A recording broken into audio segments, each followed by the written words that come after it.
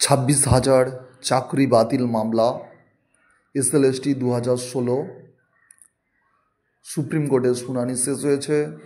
রায়দান বাকি আছে, যে কোনো দিন হতে পারে। তার আগে 6ই ফেব্রুয়ারি কালীঘাট অভিযান করেছিল যোগ্য চাকরিরত বলে যারা দাবি করছেন তারা। তার আগের দিন 5ই ফেব্রুয়ারি চিন্ময় মণ্ডল স্যার সবাইকে কি ঘোষণা করলেন সেটা আমরা জানব। আপনারা প্লিজ সাবস্ক্রাইব করবেন, কমেন্ট, শেয়ার, লাইক করবেন। এবারে শুনুন। 6 তারিখ বৃহস্পতিবার আমরা কালীঘাটের উদ্দেশ্যে রওনা দেব। সকলে মিলে ময়দান মেট্রোর 1 নম্বর গেটের ওখানে আমরা জমায়েত করব। আপনারা ভালো করে জেনে রাখুন, এটা ময়দান মেট্রো, যেটা পার্ক স্ট্রিট ও রবীন্দ্র সদনের মাঝখানে। এটা কিন্তু হাওড়া ময়দান মেট্রো নয়, এটা ভালো করে মাথায় রাখবেন। এটা ময়দান মেট্রো, পার্ক স্ট্রিট এবং রবীন্দ্র সদনের মাঝখানে।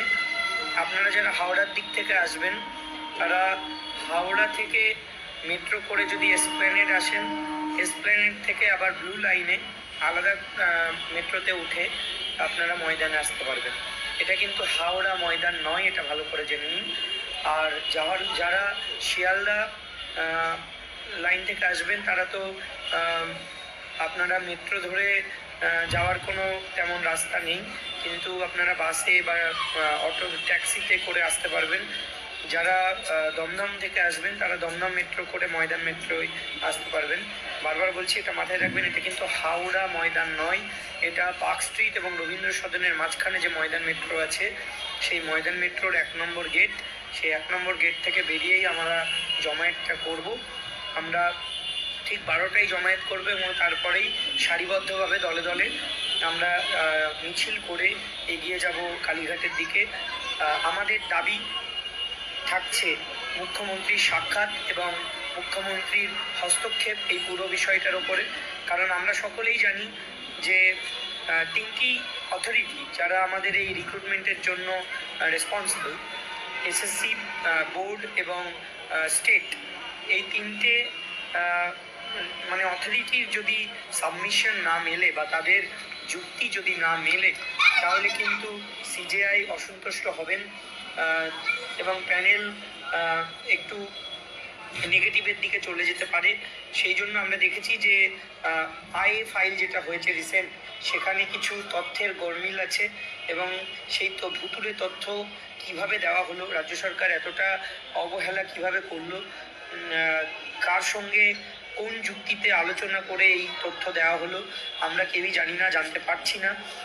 আমরা মুখ্যমন্ত্রী হস্তক্ষেপ দাবি করছি, যে করেই হোক মুখ্যমন্ত্রীর সাথে আমাদের দেখা করতেই হবে এবং এই পুরো বিষয়টা ওপরে মুখ্যমন্ত্রী হস্তক্ষেপ চাই এবং এই যারা রিক্রুটমেন্ট অথরিটি এই 3টে তাদেরকে একসঙ্গে বসিয়ে আমাদের সঙ্গে আলোচনা করাতে হবে।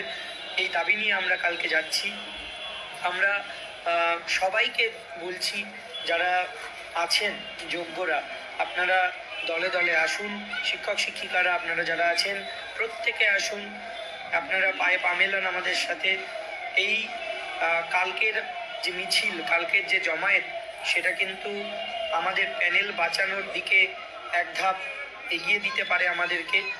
আপনারা যদি একত্রিত না হন, যদি কালকেও ভাবেন আমি যাব না, অন্যরা তো আছেই, এই ভুল যদি কালকেও করে থাকেন সেটা খুব বিপদ ডেকে আনতে পারে আমাদের জন্য। মুখ্যমন্ত্রী আমরা সকলেই জানি বিজনেস সামিটে থাকছেন, আজকেও ছিলেন, কালকেও থাকবেন, কিন্তু আমরা দেখা করাটা তার পক্ষে অসম্ভব কিছু নয়।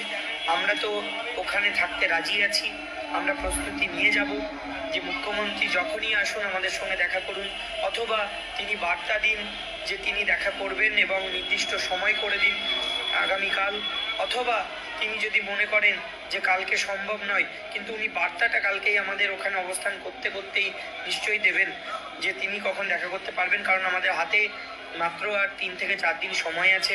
সেই সময়কালের মধ্যেই ওনার সঙ্গে দেখা করে এই 3টে অথরিটির সঙ্গে আমাদের একসঙ্গে বসাটা জরুরি বলে আমরা মনে করি এবং তার মধ্যেই একটা শর্ট আউট করা যাবে যে যে ভুলটা করেছে সেই ভুলটা কিভাবে রেকটিফাই করা যায়।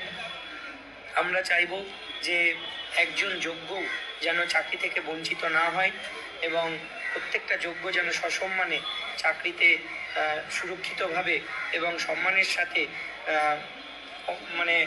বজায় থাকতে পারে। এবং আমরা প্রত্যেকেই কালকে একসাথে একত্রিতভাবে সংঘবদ্ধভাবে রাস্তায় হাঁটব। মুখ্যমন্ত্রীর উদ্দেশ্যে, তার বাড়ির উদ্দেশ্যে আমরা রওনা দেব। সেখানে আমরা একটাই দাবি নিয়ে যাব যে মুখ্যমন্ত্রীর সাথে আমাদের সাক্ষাৎ করতে হবে এবং তার হস্তক্ষেপে পুরো বিষয়টার উপরে সরাসরিভাবে যেন থাকে।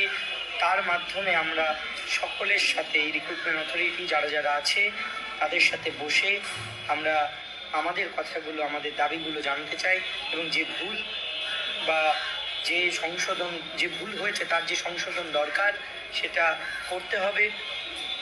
কোর্টে ভালোভাবে উপযুক্ত তথ্য দিয়ে, ব্রিফিং করিয়ে, লয়ারকে দিয়ে আর্গুমেন্ট করতে হবে।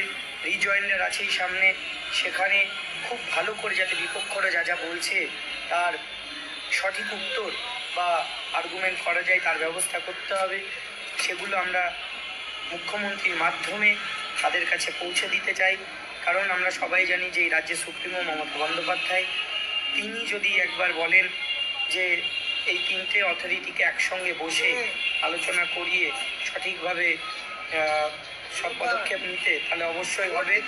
আমরা এটাই চাইছি এবং এটা যে কোনো মূল্যে করতে হবে, কারণ এছাড়া দ্বিতীয় কোনো পথ নেই।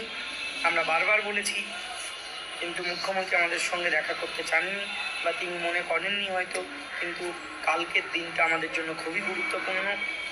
এই গুরুত্বপূর্ণ দিনে যে গুরুত্বপূর্ণ পদক্ষেপ আমরা নিতে চলেছি, সেটা সফল করতে গেলে একমাত্র আপনাদের সকলকে একত্রিত হতে হবে, সকলকে আসতে হবে, একসঙ্গে পা মেলাতে হবে। আমরা চাইবো আপনারা প্রত্যেকে, একজনও যেন বাদ না যায়, প্রত্যেকে কালকে আসুন। আমরা কালীঘাটের উদ্দেশ্যে রওনা দেব। ময়দান মেট্রোর 1 নম্বর গেটের ওখানে আমরা জমায়েত করব ঠিক দুপুর 12টার সময়।